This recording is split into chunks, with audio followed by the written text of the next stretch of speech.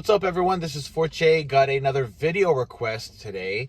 This time from Shampoo Outlaw 2002. These nicknames are getting pretty interesting. Good evening, Fortier. I hope this email finds you well. I was wondering if you could talk a little bit in a future video about the very heavy use of Japanese language in Kendo. It seems there is a rather extraordinary emphasis on this. The sheer number of terms that a practitioner is expected, required, and mandated to use is rather excessive. Sadly, it all ends up being somewhat exclusionary because for the beginners, the multitude of Japanese terms are unintelligible and undecipherable. Almost none of our students are Japanese speakers. This document in particular got me quite agitated for the sheer quantity of terms. There's a link here for the Handbook for Kendo Shiai and Shimpan Management. I personally find it rather overdone, almost to the point of pretentiousness.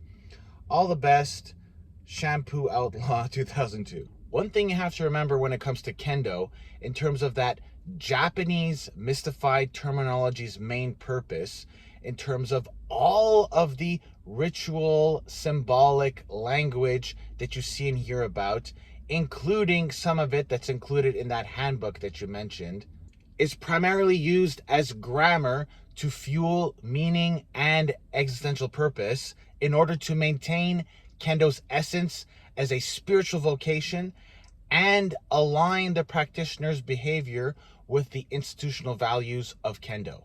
Now, because we're not Japanese and we practice in the West, that cross-cultural projection that occurs does make it look overdone and pretentious.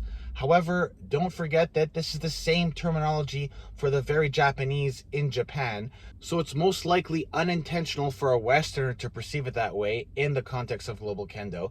But yes, it is normal that it appears strange to us.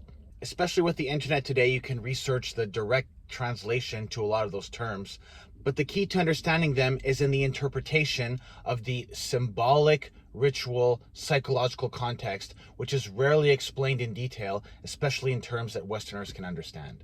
Understanding that ritual, symbolic, psychological context is especially important for Westerners to understand because Westerners do not organize consciousness the same way Easterners do. It's often better to keep terms simple and demystified for teaching beginners. And as you advance in the higher Dan ranks, you can look at the more metaphysical aspects of Keiko, which is a normal progression route in any case. But if you're a beginner and the sensei is actually overemphasizing the metaphysical aspect of practice, they could be projecting onto you rather than actually trying to teach you something. This could also be unintentional, however, so just be mindful when it comes to not falling too deeply into the mystification of that terminology that is used during practice. As always, if you have an experience similar to this one, let us know in the comments below. If you know someone who'd like to see this video, share it with them. Hit the like button for the algorithms and have an awesome day. I'll see you in the next video. Peace out.